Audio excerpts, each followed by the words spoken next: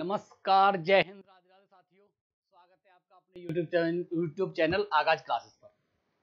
मैं रतन कृष्ण लवानिया फिर से आपके सामने हाजिर हूँ इतिहास की कड़ी में।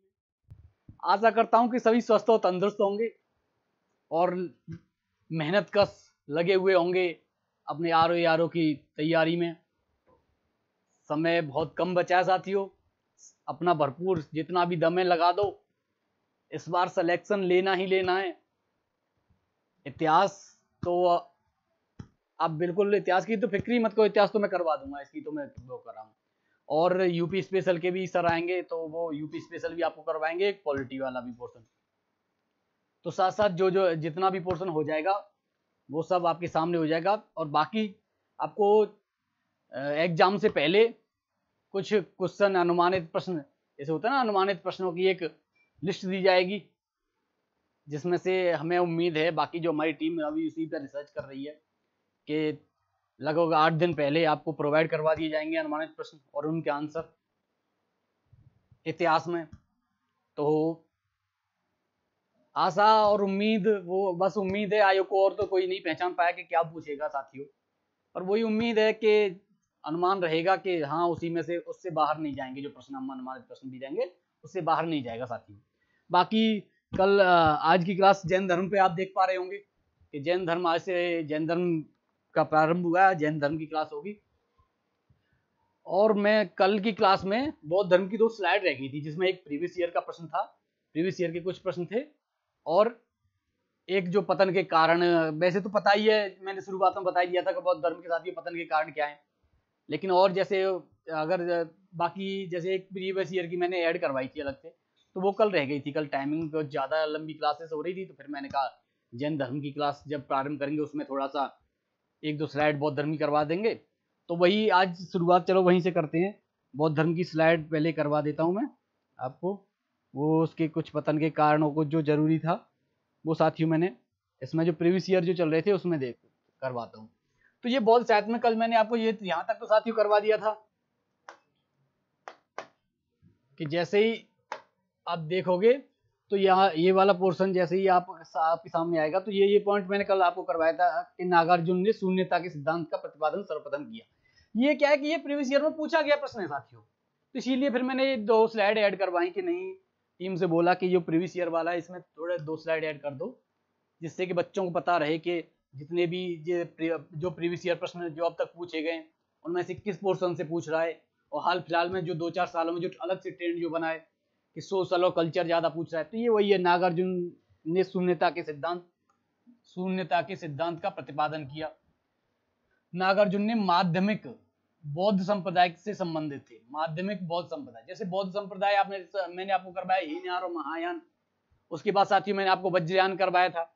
वज्रयान में मैंने बताया था आपको साथियों के जो 7वीं शताब्दी ईसा पूर्व में, और जो उसमें 7वीं शताब्दी ईसा पूर्व में मतलब उसको स्थापित हुआ, और उसमें जो बुद्ध को अलौकिक शक्तियों का देवता माना गया। उसमें फिर मैंने बताया जादू, टोना, कर्मकांड सब उसमें शामिल हो गए। और वज्रयान में ही मैंने आपको करवाया था कालचक्रायन संप्रदाय आया, उसी में उपसंप्रदाय जिसके जो देवता थे वो कालचक्र माने गए। उसी के साथ आप देखोगे कि गुहि साधना या गुहि समाज, गुहि साधना वाली आई, जिसमें पंचमकार आए थे, तो कल मैंने आपको करवाया था पंचमकार में। तो वो पंचमकार हो गए। पंचमकार के बाद जैसे ही साथियों हम यहाँ आए थे, तो यहाँ पे ही हो गया था जैसे प्राचीन काल में, अब जैसे नेक्स्ट पॉइंट है, प्राचीन काल में बौद्ध शिक्षा के उपकेंद्र थे। तो ये जो उपकेंद्र नहीं है, ये 3 केंद्र थे, प्रमुख 3 केंद्र थे, उपकेंद्र नहीं है साथियों, ये प्रमुख 3 केंद्र, ये प्रमुख 3 केंद्र हैं। तो 3 केंद्र थे जिनमें नालंदा था, वल्लभी थी और विक्रमशिला था। यहाँ से साथियों प्रश्न उठाया गया, प्रश्न पूछा गया, इसीलिए मैं ये स्लाइड जैसे प्रीवियस ईयर में प्रॉपर प्रीवियस ईयर, तो मैंने कहा आपको एक बार थोड़ा एक स्ट्रक्चर दिखा दूंगा कि जिससे आपको पता रहेगा कि किस प्रकार के प्रश्न पूछे जा रहे हैं प्रीवियस ईयर में। तो नालंदा पहला पॉइंट, महायान की शिक्षा का प्रमुख केंद्र था, बिहार में अवस्थित है, और कुमार गुप्त ने इसे बनवाया था नालंदा विश्वविद्यालय को। तो अगर जैसे याद रखो कि कुमार गुप्त ने स्थापित करवाया, जैसे नालंदा से ही पूछा जाता है, वल्लभी से और विक्रमशिला से तो एक बार ही पूछा गया, लेकिन नालंदा कई बार पूछा गया साथियों। तो जैसे ही आप नालंदा से आगे आओगे तो आप देखोगे कि वल्लभी भी गुजरात में स्थित है, और वल्लभी को साथियों आप देखोगे कि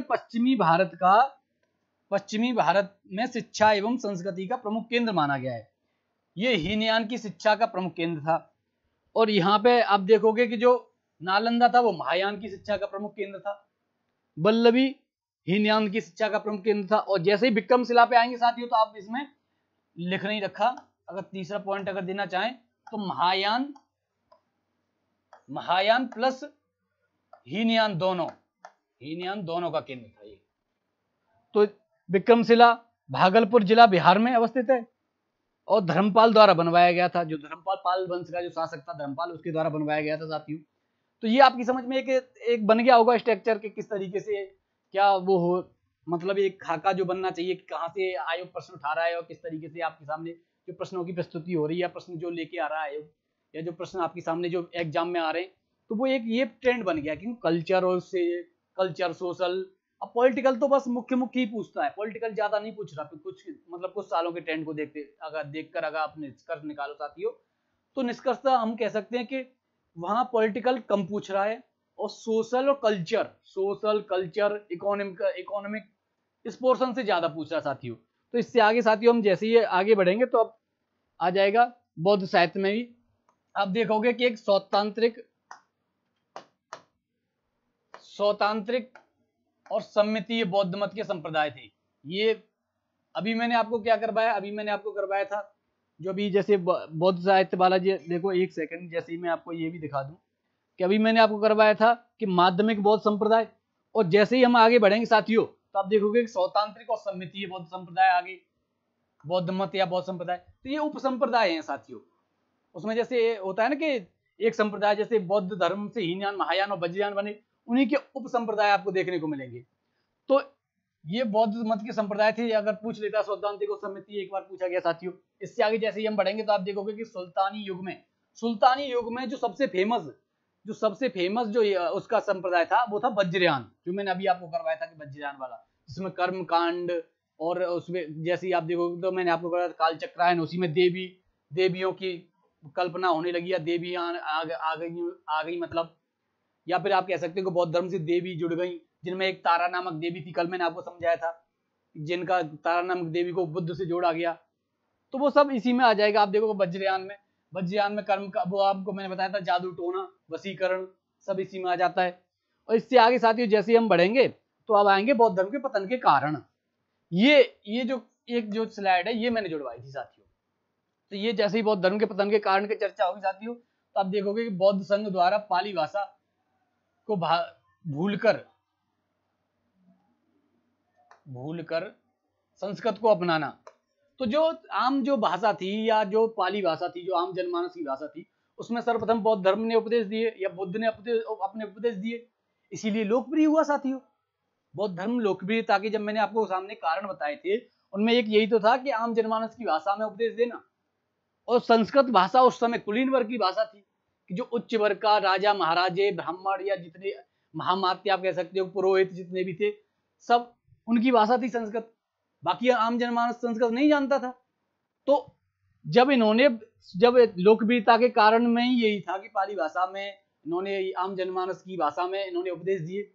अब वही छोड़ के ये संस्कृत को अपनाएंगे तो फिर पतन का कारण बनेगा, क्योंकि आम जनमानस मोह भंग हो जाएगा, आम जनमानस समझ नहीं पाएगा इनके विचारों को। ऐसे ही आप साथियों मैं इसके बाद जैसे आपको जैन धर्म वाला पोर्शन करवाऊंगा, उसमें आपको पता चलेगा, आज हो सकता है आज की क्लास में या फिर कल की इसी क्लास में आपको पता चल जाए या कल की क्लास में वहां तक पहुंच पाऊं कि उसमें भी जैन धर्म के पतन का मेन कारण यही होगा कि उनकी जो कठिन जिस तरीके से जो भाषा और वो थी, उनके जो व्रत थे, उनके जो नियम कानून थे जैन धर्म के या जैन साहित्य में आप देखोगे जैन ग्रंथों के जितने भी नियम कानून व्रत अणुव्रत और ये सब थे, महाव्रत अणुव्रत, तो उन सबको मतलब एक आम जनमानस की समझ में आना बहुत कठिन था। जैन धर्म का दार्शनिक वाला या दार्शनिक उपदेश या दार्शनिक नियम कानून वाला आप देखोगे या दार्शनिक आप कह सकते हो दार्शनिक जो विचार हैं उन पे अगर प्रत्यक्ष से देखोगे तो आम जनमानस की समझ में ही नहीं आ सकता, इतनी अंदर तक की बात की गई है। अवसादवाद और ये सब तो आम जनमानस कहाँ समझेगा। ये तो जब साथियों वो एक बिल्कुल जो ये जैसे वो तो विद्वान या जिसने दार्शनिक विचारों पे या दर्शन पे बहुत शोध किया हो या एक अध्ययन किया हो वही समझ पाएगा ये सब। आम जनमानस तो कोई ऐसा दर्शन वाला वो है नहीं कि दर्शन पे अध्ययन करके तब फिर आम जनमानस अपनी मेहनत कस में लगा हुआ है। ऐसा थोड़ी है। तो आम जनमानस की भाषा पाली थी, भूल कर संस्कृत अपनाया साथियों, इसीलिए ये बौद्ध धर्म का पतन का कारण बना।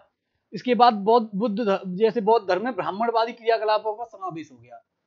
जिस ब्राह्मण धर्म के विरोध में, आप कह सकते हो कि उसी के विरोध में जब आपकी स्वीकृति हुई, जब आपकी उत्पत्ति हुई या बौद्ध धर्म आया, उसी की जब आप विचारधाराओं को, विचारों को अपने में समाहित करने लगेगा या समावेश करने लगेगा तो विरोध होगा।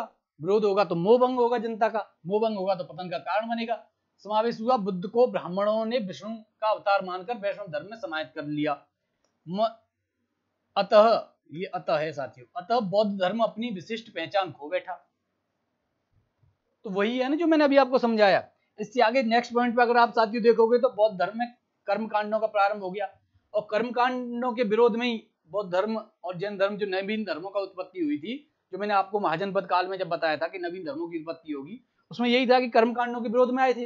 और जब कर्मकांडी इसमें शामिल हो जाएंगे तो जनता का मोह भंग होना लाजमी है। तो बौद्ध धर्म के पतन का ये भी एक कारण है। इसके बाद साथियों हम देखेंगे कि बौद्ध भिक्षुओं का आम लोगों से दूर हो जाना। बौद्ध भिक्षु आम लोगों से मिल ही नहीं रहे, राजा और शासक, उनके मंत्री उनसे मिल रहे हैं। आम जनमानस से जब तुम्हारी दूरी हो जाएगी, जब आम जनमानस से तुम्हारा एक कनेक्टिविटी, जैसे बोलते हैं ना कि कनेक्टिविटी टूट जाएगी, तो फिर कहाँ आम जनमानस का ही सपोर्ट था। बौद्ध धर्म में सर्वाधिक आम जनमानस, तो आप कह सकते हो कि शूद्र वर्ग, जो अपनी जैसे सामाजिक, कहते हैं सामाजिक अस्पृश्यता की भावनाओं से जो ग्रसित था, या सामाजिक की मुख्य धारा से जो टूट सा गया था, वो अपनी मुख्य धारा में आना चाह रहा था, तो वही तभी तो जुड़ा था, सर्वाधिक शूद्र वर्ग जुड़ा था, बाकी राजा शासक और सब जुड़े थे। लेकिन अगर आपकी जो शुरुआत से जो मैंने समझाया है उसमें यही तो निष्कर्ष निकल के आया था साथियों। तो अब बौद्ध भिक्षुओं का आम लोगों से दूर जाना ये भी कारण हो सकता है। बौद्ध मठ और बिहार में कुरीतियों के केंद्र बन गए साथियों। जब बौद्ध मठ और बिहार में कुरीतियां, आप कह सकते हो कि बलात्कार या शोषण, सर्वप्रथम जैसे बोला जाता है कि जब बौद्ध धर्म में पूरी तरीके से, जब बौद्ध मठ और बौद्ध बिहार में शासक और उनके साथ जब हो गए, शासकों ने मदद दी, तो अब एक पॉइंट ये भी आएगा कि बौद्ध धर्म में जो धन संचय, बौद्ध संगठनों या कह सकते हो बौद्ध मठ और बिहार में धन संचय किया गया, उसी धन संचय की सुनकर, या कह सकते हो कि धन संचय के आधार पर जो आक्रमणकारी हैं वो बौद्ध मठ और बिहारों पर आक्रमण करेंगे, तो आक्रमणकारियों का केंद्र बने, वो भी एक पतन का कारण है।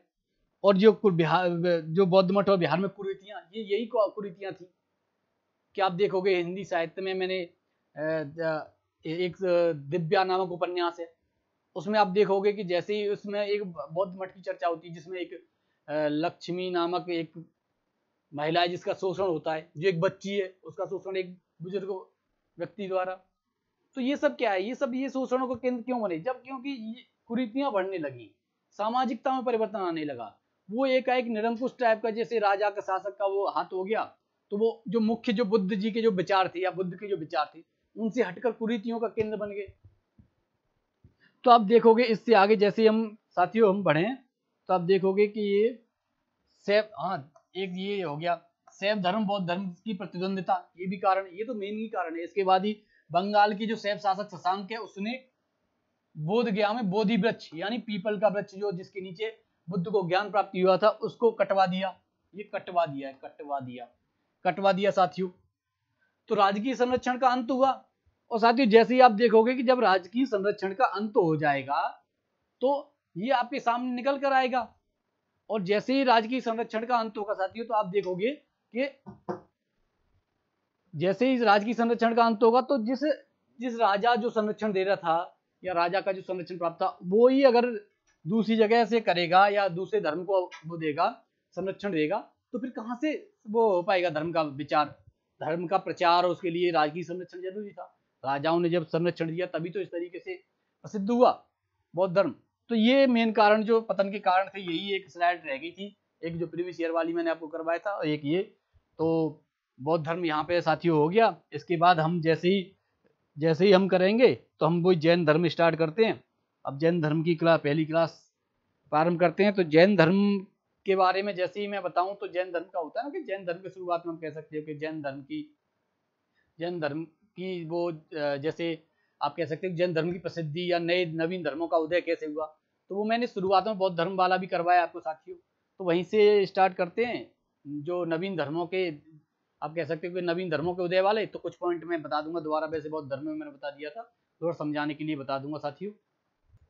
जैन धर्म में साथियों जैसे ही नवीन धर्मों का उदय होता है, तो नवीन धर्मों के उदय के मैंने बौद्ध धर्म के समय में आपको करवाया था कि नवीन धर्मों के उदय के कारण, तो वही अब जैसे हम कारण बताएं तो वैदिक धर्म की जटिलता, और आप कह सकते हो जाति व्यवस्था या जाति प्रथा की जटिलता, उसके बाद कह सकते हो वैदिक ग्रंथों की कठिन भाषा, और जैसे आप कहते हैं उसके बाद भी अगर जैसे और पॉइंट मतलब पॉइंट डालना हो तो आप कह सकते हो कि वैश्य वर्ग के महत्व में वृद्धि, या वैश्य वर्ग के पर जैसे होता है ना आर्थिक, वैश्य वर्ग की आर्थिक स्थिति मजबूत होना, यही तो वैश्य वर्ग के महत्व में वृद्धि क्यों हुई, क्योंकि वैश्य वर्ग की आर्थिक स्थिति मजबूत हुई। और जैसे इसके बाद ही आप कहे हो तो अनुकूलित राजनीतिक दशा भी कह सकते हो, अनुकूलित। तो अगर जैसे साथियों इसमें अगर पॉइंट की अगर बात करें, तो अगर हम यहाँ पे अगर करें साथियों, तो कह सकते हो इसके बाद नवीन धर्मों का उदय की जैसी चर्चा होगी साथियों, तो आप देखोगे नवीन धर्मों की के उदय के कारण, वैसे मैंने बौद्ध धर्म की क्लास से पहले साथियों मैंने आपको करवाया था कि उदय के कारण, और यहाँ जैसे कुछ जैसे जो मुख्य जैसे पॉइंट अगर आपको लिखना चाहो तो आप सीधे सीधे लिख सकते हो। सबसे पहले पॉइंट मैंने आपको करवाया था कि वैदिक धर्म की जटिलता, या कह सकते हो वेदों की जटिलता, या यज्ञों की जटिलता, या यज्ञों की परंपरा, या कर्म कांडों की जटिलता, ये एक पॉइंट हो गया। तो उसी में हो गया वैदिक धर्म, हो गया वैदिक धर्म की जटिलता। और दूसरा पॉइंट आप देखो तो जाति प्रथा की जटिलता,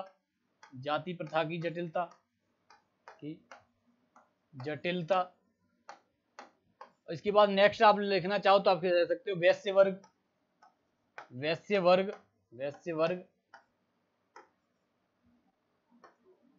वर्ग की आर्थिक स्थिति मजबूत होना, आर्थिक स्थिति मजबूत कह लो या परिपूर्ण कह लो, मजबूत होना। और अगर लास्ट में साथियों अगर आप देना चाहो तो लास्ट में पॉइंट दे सकते हो कि अनुकूल राजनीतिक दशा, क्योंकि जब राजनीतिक संरक्षण प्राप्त हुआ तभी तो नवीन धर्मों का उदय हुआ। तो आप कह सकते हो अनुकूल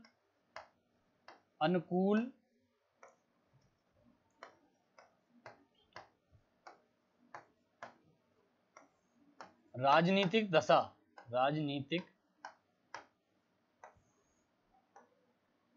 दशा। और जब अनुकूल राजनीति, तो यही मोटा मोटा मैंने आपको करवा दी, यही चार जैसे महत्वपूर्ण जो मेन पॉइंट थे ये साथियों, ये हो गई। इससे आगे हम जैसे ही बढ़ते हैं साथियों, तो सबसे पहले हम शुरुआत करते हैं जैन धर्म। तो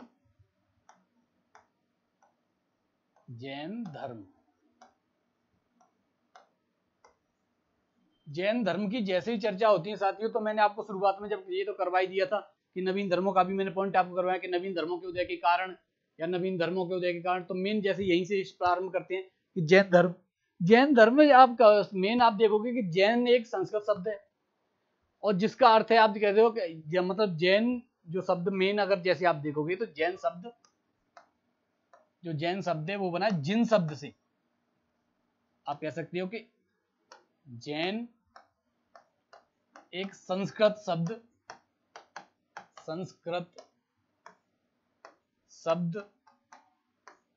जिन से बना है।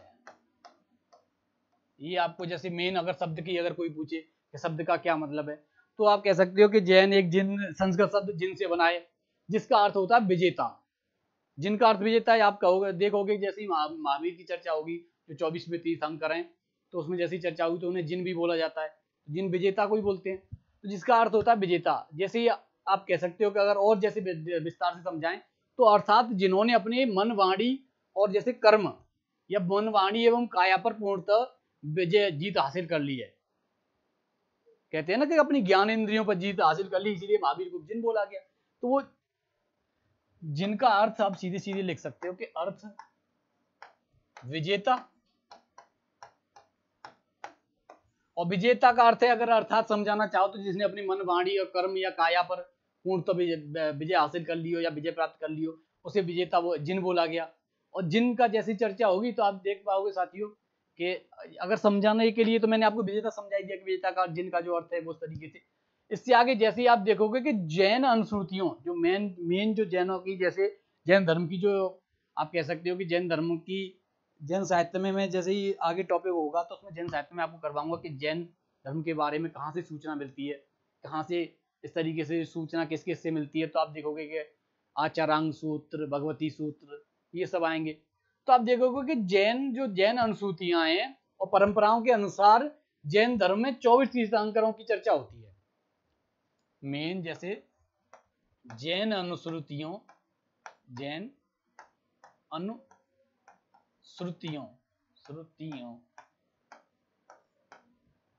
एवं जैन परंपराओं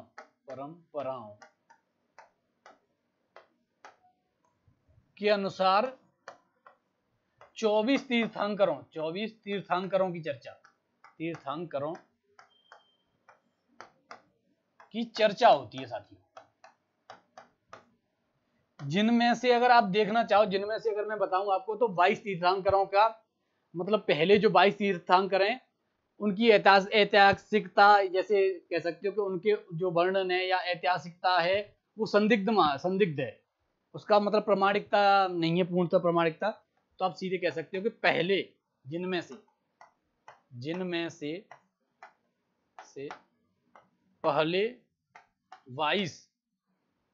पहले 22 तीर्थंकरों की प्रामाणिकता या कह सकते हो ऐतिहासिकता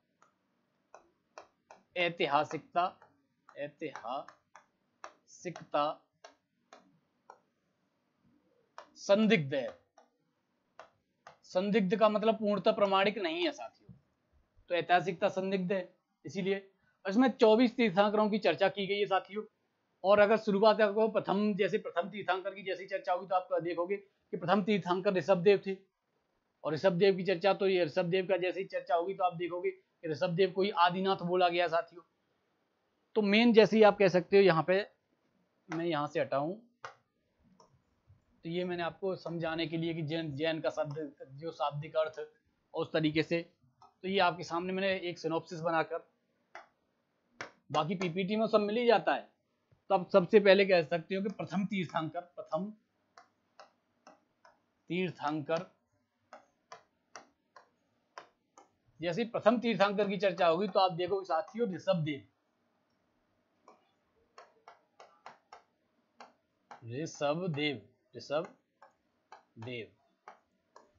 इनसे अगर प्रीवियस ईयर में देखा जाए तो इनसे एक ही प्रश्न पूछा गया है साथियों कि इन्हें आदिनाथ बोला जाता था। आदिनाथ तो सीधे सीधे पूछ लेता है कि आदिनाथ किसे बोला जाता था या कौन से तीर्थंकर को आदिनाथ बोला जाता साथियों। तो आप सीधे सीधे बता दोगे कि ऋषभदेव को आदिनाथ बोला जाता था। इसके आगे आप देखोगे कि सीधे इसके बाद सीधे चर्चा होती है। वैसे नाम तो सब मिलते हैं, नाम की तो है वो सब पूरी तरह चर्चा होती है। नाम तो मैं अभी आपको 24 तीर्थंकरों के नाम भी करवाऊंगा, उनके चिन्ह भी करवाऊंगा साथियों। और जैसे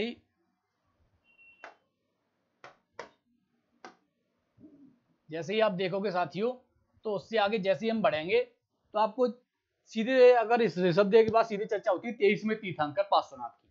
और जब 23वें तीर्थंकर पार्श्वनाथ की चर्चा होती है, यहाँ से सीधे अगर हम लिखें तो 23वें तीर्थंकर, आप समझ जाओगे कि तीर्थंकर लिखने की जरूरत नहीं, वो पीपीटी में सब लिखा हुआ है। 23वें तीर्थंकर थे पार्श्वनाथ। इनसे प्रश्न पूछा जाता है साथियों। पार्श्वनाथ की ऐतिहासिकता भी है 2324 में। तो दोनों की, जब मैंने बताया था कि शुरुआत प्रथम 2200 की कोई ऐतिहासिकता के प्रमाण नहीं है या ऐतिहासिकता संदिग्ध है, लेकिन 2324 में जब 2200 की नहीं है तो 23 में 24 में के तो होंगे। तो जैसे ही साथियों हम कहते हैं कि पार्श्वनाथ थे तो अब सीधे सीधे 23 में जो तीर्थंकर थे वो पार्श्वनाथ थे। इनका जन्म वाराणसी के राजा अश्वसेन के घर हुआ था, या आप कह सकते हो कि इनके पिता का नाम अश्वसेन था जो वाराणसी के राजा थे।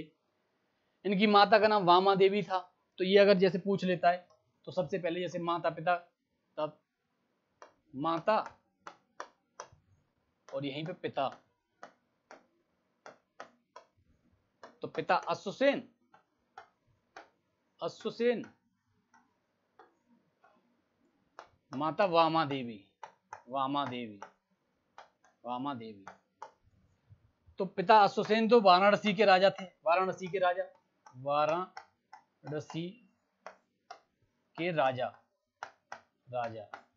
तो ये साथियों आपके सामने एक बन गया होगा, जैसे के पार्श्वनाथ से और ज्यादा कुछ पूछे, जैन धर्म से क्या है कि कुछ ही प्रश्न पूछे गए, वो भी आपको सीधे सीधे या तीर्थंकरों से पूछ लेगा या इनकी जो जैन धर्म के जो प्रमुख जो स्थल हैं उनसे पूछ लेगा। बाकी इसीलिए मैं इस तरीके से थोड़ा शॉर्ट में और थोड़ा स्पीड से करवाऊंगा साथियों। तो इसके बाद जैसे ही आप देखोगे कि जो पार्श्वनाथ की ये बात होगी, पार्श्वनाथ की। अब इनके जैसे चिन्ह की बात होती है कि इनका प्रतीक चिन्ह, तो इनका प्रतीक चिन्ह आप लिख सकते हो कि सर्प का फण, प्रतीक चिन्ह, प्रतीक चिन्ह।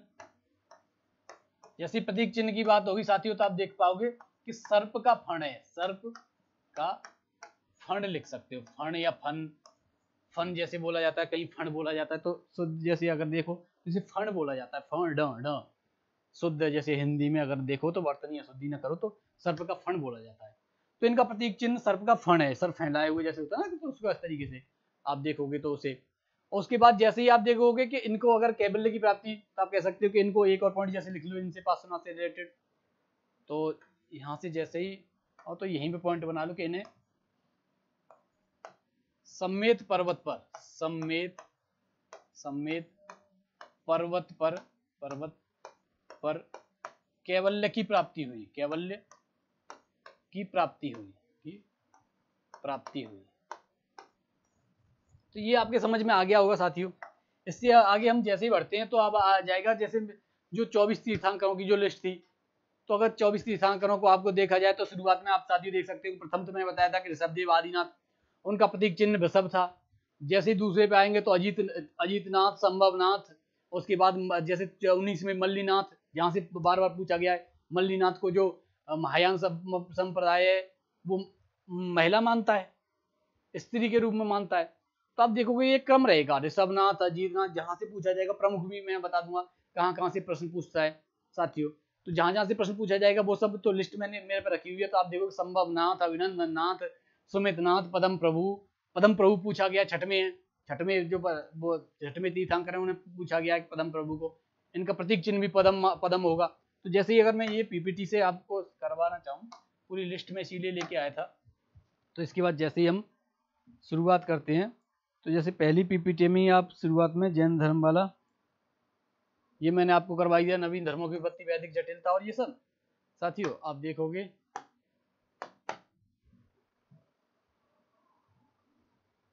तो ये करवा दिया वैदिक धर्म की जटिलता, यज्ञों की परंपरा, जाति प्रथा की जटिलता। और जैसे ही आप देखोगे तो वैदिक ग्रंथों की कठिन भाषा, नवीन के समूलक अर्थव्यवस्था का विस्तार, वैश्य वर्ग के महत्व, अनुकूल राजनीतिक दशा। तो ये नवीन धर्मों की उत्पत्ति, ये मैंने साथियों आपको बुद्ध धर्म, जो बुद्ध धर्म का जो विकास हुआ या बौद्ध धर्म के जो शुरुआत थी उसमें भी आपको करवाया था साथियों। इससे आगे जैसे ही हम बढ़े तो आप देखोगे कि जो ये मैंने अभी आपको करवाया कि जैन का, जैन शब्द संस्कृत से निकला है जिसका अर्थ होता है विजेता, जिन्होंने अपनी मनवाणी और काया पर, तो मनवाणी और काया का मतलब है अपनी इंद्रियों पर विजय प्राप्त कर लियो, और इंद्रियों पर विजय प्राप्त कर लियो तो उसे को जिन विजेता बोला गया है। तो महावीर को जैन विजेता बोला गया है। जैन अनुश्रुतियों और परंपराओं के अनुसार जैन धर्म में 24 तीर्थंकरों की चर्चा है, परंतु पहले 22 तीर्थंकरों की ऐतिहासिकता संदिग्ध है, ये मैंने अभी आपको करवाया साथियों। इसके बाद आप देखोगे कि जैन धर्म के मूल संस्थापक और प्रवर्तक तीर्थंकर ऋषभदेव या आदिनाथ माने गए, क्योंकि ये प्रथम तीर्थंकर थे इसीलिए इन्हें मूल माना गया है, वास्तविक महावीर को माना जाएगा। इसके बाद जैसे ही आप पढ़ोगे तो मैंने आपको करवाया था कि 23वें तीर्थंकर पार्श्वनाथ हैं, इनका जन्म वाराणसी के राजा अश्वसेन के यहाँ हुआ। इनकी माता का नाम वामा देवी, इनका प्रतीक चिन्ह सर्प है, सर्प, सर्प का फण साथियों, सर्प का फण। तो जैसे पूछ लेता है वैसे सर्प भी कहीं कहीं दे रखा है, कहीं कहीं किताबों में सर्प भी दे रखा है साथियों, लेकिन मेन अगर आप देखोगे तो सर्प का फण है। और इन्हें सम्मेत पर्वत पर कैबल्य की प्राप्ति हुई साथियों। तो यहाँ तक मैंने आपको करवा दिया था। अभी इससे आगे मैंने आपको कहा था कि जो तीर्थंकरों की लिस्ट आपको जो देखनी है तो वो ये रहे, यही मैं आपको कह रहा था कि ऋषभदेव, आदिनाथ और ये जो दे रखे हैं उस तरीके से। तो आप देखोगे कि ऋषभदेव, आदिनाथ, इनका प्रतीक चिन्ह भी मैंने ऐड करवा दिया, क्योंकि कभी कभी ऐसा होता है कि प्रतीक चिन्ह पूछ लेता है, तो प्रतीक चिन्ह पे जैसे कंफ्यूजन ना हो या प्रतीक चिन्ह में कोई दिक्कत हो रही हो तो आप सीधे सीधे होता है ना कि प्रतीक चिन्ह में, तो एक लिस्ट मैंने कहा पीपीटी में एक लिस्ट ऐड करवा दो, तो वो एक लिस्ट मैंने ऐड करवा दी है। कि ऋषभदेव, एक तो यही याद रखना है, ऋषभदेव जिनका प्रतीक चिन्ह जिन्हें आदिनाथ बोला जाता था, इनका प्रतीक चिन्ह वृषभ है साथियों। दूसरा आप देखोगे कि अजीतनाथ आ जाएंगे, अजीतनाथ होंगे, अजीतनाथ अजीतनाथ का प्रतीक चिन्ह गज है। तीसरे पे संभवनाथ, इनका प्रतीक चिन्ह अश्व है। चौथे पे अभिनंदन नाथ, इसका प्रतीक चिन्ह कपी है। पांचवें सुमितनाथ, इनका प्रतीक चिन्ह क्रोच, क्रोच पक्षी होता है साथियों, तो पक्षी है। ये छठवां, एक तो प्रथम मैंने लगाया था, इस पे 2 स्टार लगाए थे और इस पे 3 स्टार लगा रहा हूं साथियों। छठवें पे ये पूछा जाता है कि पद्म प्रभु, इनका प्रतीक चिन्ह पद्म है। और उसके बाद 7वां भी पूछा जाता है सुपार्श्वनाथ, सुपार्श्वनाथ का प्रतीक चिन्ह स्वास्थ्य क्या साथियों। 8वां चंदन प्रभु या चंद्र प्रभु, चंद्र प्रभु का जो प्रतीक चिन्ह है वो चंद्र है। उसके बाद साथियों जैसे ही हम आएंगे तो आप देखोगे कि चंद्र प्रभु के नाथ सुविधिनाथ आ जाएंगे। 9वें पर सुविधिनाथ, इनका प्रतीक चिन्ह मकर है। 10वें पर शीतलनाथ, जिनका प्रतीक चिन्ह सीवत्स है। 11 श्रेयांशनाथ, जिनका प्रतीक चिन्ह गेंडा है। 12वां वर्ष पूज्य है साथियों, ये वर्ष पूज्य, जिनका प्रतीक चिन्ह महेश, मतलब आप कह सकते हो महेश मतलब भैंस, भैंस वाला, भैंस को महेश बोला जाता है। 13वें विमलनाथ है, इनका प्रतीक चिन्ह वाराह है। 14वें अनंतनाथ है, इनका प्रतीक चिन्ह स्वेन है। साथियों आपको लग रहा होगा कि ये कैसे हम याद करेंगे गुरुजी, तो इनमें कोई याद नहीं करना, एक बार आपको बस नजर मारनी है कि इनका क्या क्या होता है, किसका प्रतीक चिन्ह क्या है, बस नजर मार के साथियों छोड़ देनी है और कुछ नहीं है। बाकी जो महत्वपूर्ण मैं आपको करवाऊं तो महत्वपूर्ण मैं आपको एक लगा देता हूं, थोड़ा निशान मैं बता दूं कौन कौन से, तो आप सीधे देख सकते हो। एक तो पहले वाला, छठवां, 7वें सुपार्श्वनाथ जी। उसके बाद आप देखोगे कि जैसे ही हम आगे बढ़ेंगे इसके बाद और कोई नहीं करना, इसके बाद न धर्म, ये धर्मनाथ भी नहीं करना, धर्मनाथ है ये, धर्मनाथ। उसके बाद शांतिनाथ, इनका प्रतीक चिन्ह मृग है। 17वें कुंथुनाथ, जिनका प्रतीक चिन्ह गाज है। 18वें अमरनाथ होंगे ये, अरननाथ नहीं, अमरनाथ, अमरनाथ इनका प्रतीक चिन्ह मीन है। अब 19वां साथियों आपको ध्यान रखना है, 19वां 3-4 बार पूछा गया है, तो ये 19 के बाद आपको ये 4 याद रखने हैं, जो लास्ट के 19, 20, 21, 22, 23, 24, 5 ये, 2 छठवें 7वें और 1 पहला, तो 8 कुल याद करने हैं इनमें से। 24 में से साथियों इतना आसान आपको तो मैंने कर दिया, 8 हैं जिनसे 12, 8 में से आप प्रथम तो भूलोगे नहीं, पहला वाला ऋषभदेव, तो आपको छठवां याद रखना, 7वां चलो बेशक भूल भी जाओ, 7वां भी हटा दिया साथियों मैंने। तो आपको पद्म प्रभु याद रखना है, जिनका प्रतीक चिन्ह पद्म है, कौन से हैं, कौन से नंबर के हैं। उसके बाद आपको मल्लीनाथ तो याद ही रखना है, मल्लीनाथ जिनका प्रतीक चिन्ह कलश है, ये आपको कई बार पूछा गया साथियों। इससे आगे आप बढ़ोगे तो मुनि सुब्रतनाथ, तो सुब्रतनाथ है ये, सुब्रतनाथ, इनका प्रतीक चिन्ह कूर्ण या कूर्म करके है, कूर्म, कूर्ण नहीं कूर्म, कूर्म बोला जाता है कुत्ते को, तो कूर्म है।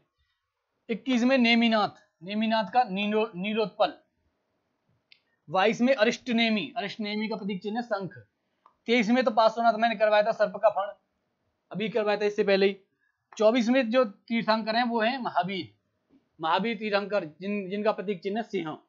तो साथियों इससे आगे जैसे हम बढ़ेंगे तो आप देखोगे इससे आगे मैंने उसके बारे में, जैसे मैंने उनके बारे में करवाया है कि अगर आप करना चाहो तो सीधे कि जो प्रमुख जो मतलब तीर्थंकर थे उनकी भी मैंने चर्चा की है। लेकिन इससे आगे हम साथियों अगर बढ़ें तो आप सीधे आप कह सकते हो कि इससे आगे जो महावीर थे उनकी चर्चा हो जाएगी।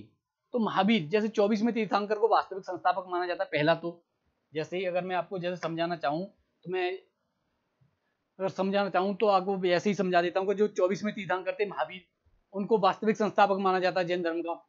पहले अगर जैसे शुरुआत अगर आप करें तो उन्हें वास्तविक संस्थापक माना जाता है। और उनका जन्म आप सीधे आप देखोगे तो उनका जन्म, तो जन्म की जैसे चर्चा होगी, उसके बाद उनकी माता पिता की चर्चा होगी, तो सीधे उनके बारे में जैसे जानना हो तो इससे आगे जैसे मैंने पूरा का पूरा, क्योंकि यहाँ से क्या है कि यहाँ से प्रश्न नहीं पूछा गया साथियों, इनके जीवन परिचय से कोई प्रश्न प्रीवियस ईयर में मतलब पूछा ही नहीं गया, न इनका जैसे पूछा गया सीधे। अब तो मतलब ट्रेंड ही खत्म हो गया इनका, तो पूछ ही नहीं गया इनका, बस साहित्य वाले से पोर्शन से पूछा गया साथियों। लेकिन फिर भी जैसे परिचय के लिए जब आप कहते हैं ना कि जिस तरीके से कि कुछ तो आपके एक दिमाग में जब एक बार नजर से चला तो हो जाएगा, तो आपके दिमाग में बैठ जाएगा साथियों। तो मैं इसीलिए पीपीटी बनवा दी, मैंने एक स्लाइड बनवा दी। तो ये 24वें तीर्थंकर थे, इन्हें वास्तविक संस्थापक माना गया है जैन धर्म का। इनका जन्म 599 ईसा पूर्व में हुआ था, कहीं इनका जन्म 526 में मिल सकता है। तो ये मतलब प्रामाणिकता अगर देखी जाए तो दो आते हैं, जन्म में और मृत्यु दोनों में। तो आप देखोगे तो इसके बाद जैसे इनका जन्म 599 ईसा पूर्व में कुंडग्राम या कुंडलवन वैशाली के निकट हुआ था। इनके पिता का नाम सिद्धार्थ था, जो जातकगढ़ के मुखिया थे, वही होगा, जातक क्षत्रियों के प्रधान थे। और सिद्धार्थ के बड़े भाई का नाम नंदिवर्धन था। और आप साथियों देखोगे कि इन्हीं की आज्ञा से महावीर मतलब आप सांसारिक जीवन से आप कहोगे कि सांसारिक जीवन से निर्मुक्त होकर या सांसारिक जीवन से को छोड़कर सन्यास की तरफ या वैराग्य की तरफ जाएंगे। तो इन्हीं की आज्ञा से वैराग्य स्वीकार करेंगे, स्वीकार किया। ये उनके महावीर के बड़े भाई थे नंदिवर्धन, इन्हीं की आज्ञा से वैराग्य स्वीकार। इनकी माता का नाम त्रिशला था, वैशाली के लिच्छवी वही लिच्छवी जिन्होंने वेणुवन विहार बुद्ध को दान किया था साथियों। तो आ गया होगा ध्यान अब तो वैशाली के लिच्छवी गणराज्य के प्रमुख चेटक की बहन थी। तो ये चेटक याद रखो, यहाँ से एक बार पूछा गया, लेकिन अभी हाल फिलहाल की जो कुछ वर्षों में जो प्रीवियस ईयर में जो आ रहा है तो उसमें नहीं पूछा जा रहा। इनकी पत्नी का नाम यशोदा था, कुंडीय गोत्र की कन्या थी। इनकी पुत्री का नाम प्रियदर्शना या फिर इनका दूसरा नाम अड़ोज्या है,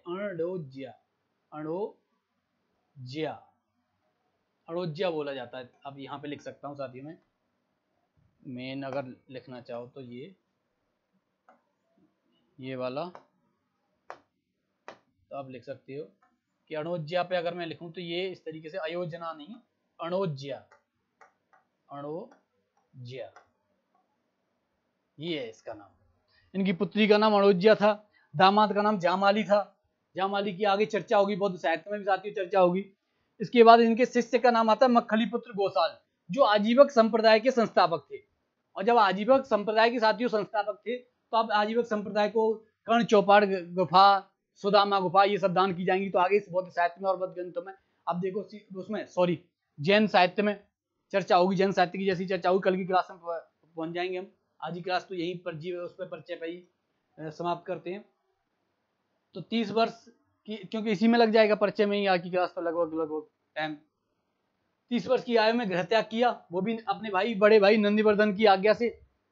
मृत्यु इनकी 527 ईसा पूर्व, वही मैं कह रहा था, 527 ईसा पूर्व में 72 वर्ष की आयु में राजगीर के समीप पावापुरी नामक स्थान पर साथी हुई थी। और जैसे ही हम आगे इनके परिचय का ही वो करें तो ये मैंने आपको बताया था कि जो मुख्य जो थे तीर्थंकर थे उनके बारे में मैंने बता दिया था। तो आप साथियों देखोगे कि यहाँ जो ऋषभदेव, इन्हें आदिनाथ कहा गया, ये मैंने आपको बताई था। फिर इनका उल्लेख ऋग्वेद में मिलता है, ऋषभदेव का नाम उल्लेख ऋग्वेद में बोला था, मैंने आपको बताई था ऋग्वेदिक जब क्लास चल रही थी ऋग्वेद वाली। उसके बाद आप देखोगे कि जैन धर्म का संस्थापक माना जाता है, तो मूल संस्थापक इन्हें माना जाता है और वास्तविक संस्थापक साथियों महावीर को माना जाता है। ये मल्लीनाथ 19 में, मैंने आपको बताया था ना कि 19 में जिन्हें स्त्री माना गया है, 19 में, अभी मैंने आपको समझाया था कि 19 में, तो ये 19 में ही है। इन्हें श्वेतांबर अनुयायी स्त्री मानते हैं। तो हाँ सॉरी, उस टाइम में ही निकल गया, तो वो बौद्ध धर्म और जैन धर्म होता है ना, कभी क्लास कल की हुई थी उसमें थोड़ा हो गया। तो श्वेतांबर और दिगंबर, ये आपको विस्तार से समझाऊंगा साथियों कि दिगंबर क्यों कहलाए, श्वेतांबर क्यों विभाजन करी, क्लास में विस्तार समझाया जाएगा। इन्हें श्वेतांबर अनुयायी स्त्री मानते थे, इसीलिए इन्हें पूछा गया, क्योंकि यहाँ क्या है कि इनकी प्रमाणिकता उस पर विवाद है कि इनकी स्त्री थे या पुरुष थे, तो इसीलिए इन्हें कई बार पूछा गया है 19वें को। अब अरिष्टनेमी, इनका भी उल्लेख ऋग्वेद में मिलता है। फिर पार्श्वनाथ 23 में आगे, ये ऐतिहासिक तीर्थंकर हैं, तीर्थंकर, इनका चिन्ह सर्प था। 24 में जो वास्तविक संस्थापक हैं, 24 में तीर्थंकर महावीर, जैन धर्म के वास्तविक संस्थापक, दूसरे ऐतिहासिक तीर्थंकर साथियों। तो आप देखोगे साथियों कि जिस तरीके से आज की क्लास को यहीं विराम देते हैं साथियों। आज का जो जीवन परिचय और उसके जो चर्चा थी वो सब आज की क्लास में जो प्रमुख जो जैन धर्म के जो जैन महावीर थे उनके जीवन के बारे में, उनकी जो इस तरीके से उनके माता पिता और उनके बारे में थोड़ा एक तरीके से कहते हैं ना सरसरी नजर से वो डालिए। जहाँ से प्रश्न तो आयोग नहीं उठा रहा साथियों, प्रश्न तो जैन साहित्य से और जैन सामाजिक व्यवस्था से उसी से उठाएगा। तो कल की क्लास में वही जैन साहित्य और जैन सामाजिक व्यवस्था करेंगे और विस्तार से पूरी तरीके से समझाएंगे दिगंबर और जो विभाजन हुआ दिगंबर श्वेतांबर इन सब में। तो साथियों, कोई चैनल पे नया कोई साथी आया हो तो प्लीज लाइक करो, सब्सक्राइब करो और साथ बने रहने के लिए बहुत बहुत धन्यवाद साथियों। आज की क्लास को यहीं विराम देते हैं, कल फिर मिलते हैं आपसे जैन साहित्य और जैन धर्म की क्लास में। तो आज की क्लास के लिए साथ बने रहने के लिए बहुत बहुत धन्यवाद साथियों। मिलते हैं फिर कल। जय हिंद, राधे राधे।